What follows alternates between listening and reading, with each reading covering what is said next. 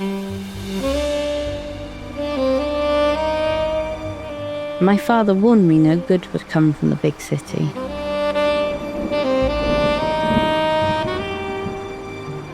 My name is Olive Sowden. I'm a detective, whatever that's supposed to mean nowadays. I used to think it was my job to make the streets safer. But after what I saw that night, hell, I don't even think the world is safe anymore. It's quite easy to get bogged down with the unfathomable mythos lore or the sanity-crushing horror of Call of Cthulhu, and it's quite easy to forget that this is an investigative game, where players are tasked with uncovering the mysteries of the world. Mystery solving is a very versatile genre, from Sherlockian detective reasoning, cozy isolated whodunits, spy thrillers, conspiracy dramas, and, of course, cosmic horror. When there's something big on the horizon that the characters need to find out before it's too late, they've got a mystery to solve. But this is also a very intimidating genre to prepare and run as a TTRPG. After all, it's safe to assume a detective in a book or a TV show is going to find the burnt letters in the fireplace that hid the confession from the killer. But your players aren't actually detectives. They might not even go to the right room, let alone find the evidence. And if they can't find the evidence, well, they can't solve the mystery. In this video, I'll be going over some tips and suggestions that have worked for me when writing an investigative game. Even though this will be primarily focused on running Call of Cthulhu, you could just as easily adjust these tips to almost any game, as long as there's a mystery for your players to solve. Let's begin.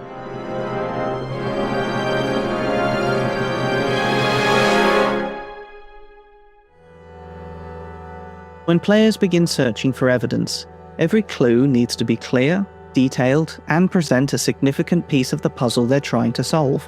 Clues can't be vague or provide absolutely no information. Otherwise, well, that's not a clue, is it? So, what do I mean by this?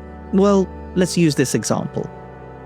Our detective is investigating a crime scene. An antiquarian has been found murdered in his home. After inspecting the body, she decides to look around the apartment for further clues on what may have happened. Her player rolls a spot hidden roll, and rolls a hard success. The keeper describes as Olive notices something in the corner of a room, a cigarette that's still smouldering. Now there's no other signs that the victim was a smoker in this apartment, and because it's still smouldering, it must have belonged to the killer. Now on the face of it, this seems like a good clue. The killer smokes cigarettes. But unless your game has a suspect who is actively and blatantly smoking in front of the player characters, or maybe you expect your players to offer cigarettes to all their suspects to see who takes the bait, this clue is probably not going to get them very far. When you're planning your clues, think about what information the players can extract from it.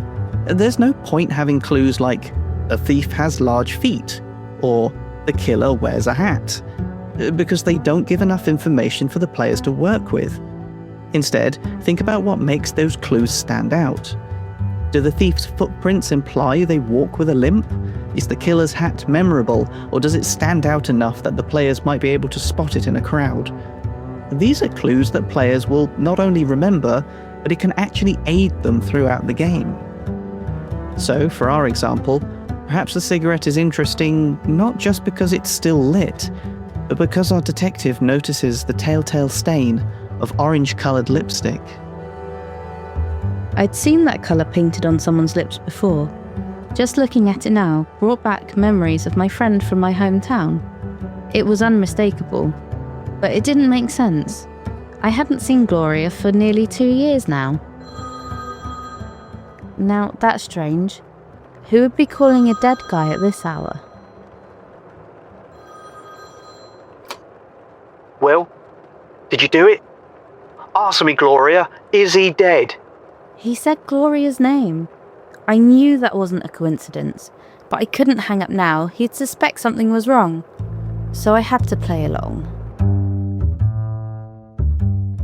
When running an investigative game, it's very easy to get stuck in that usual pattern of go to a place, look for clues that take you to another place to look for clues.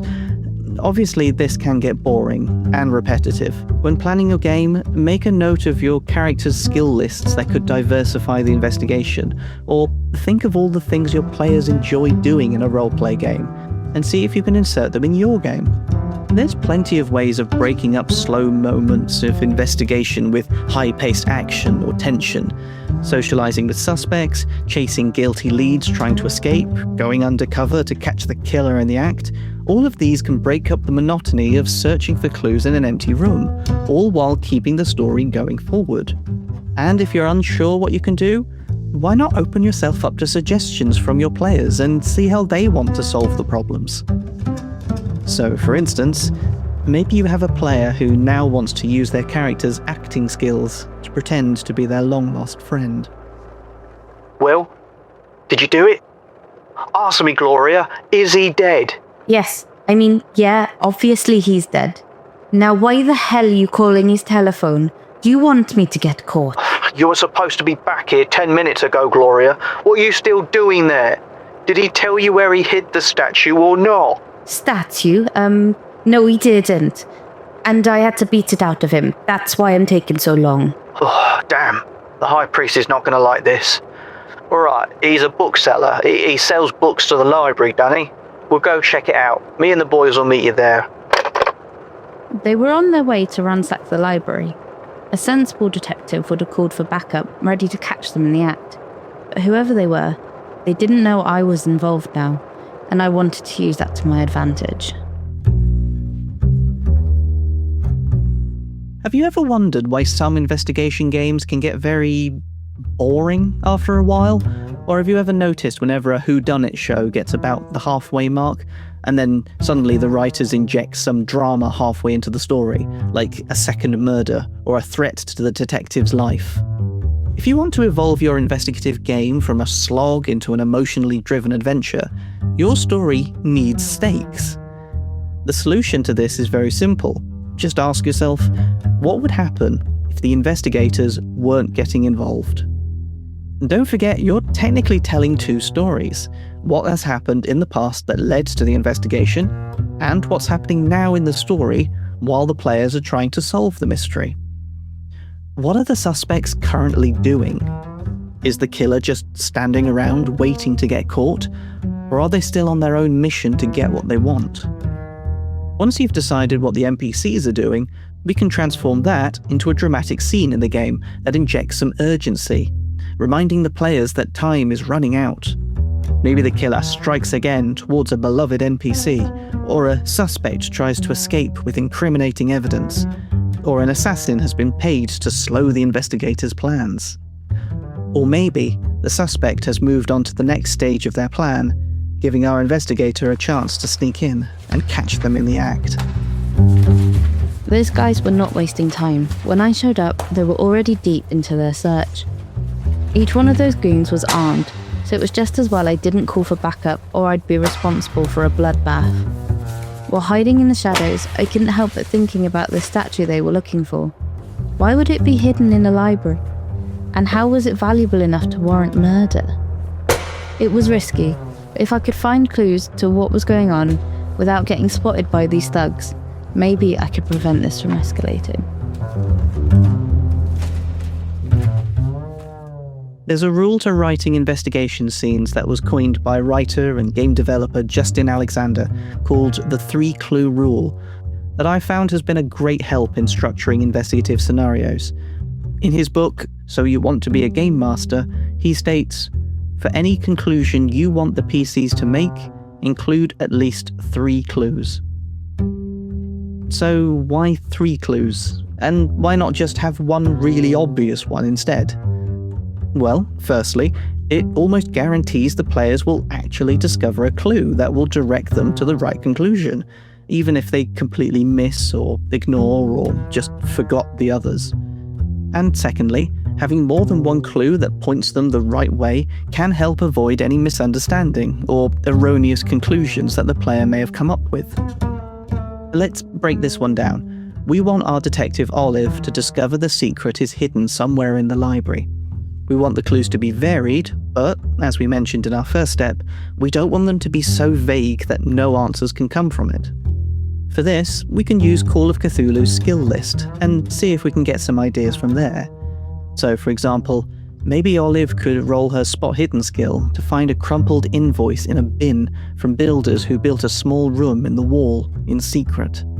Maybe she can use her arts and crafts photography skill to notice that a nearby photograph of the library looks slightly different than in real life, as if a couple of bookcases have been recently moved.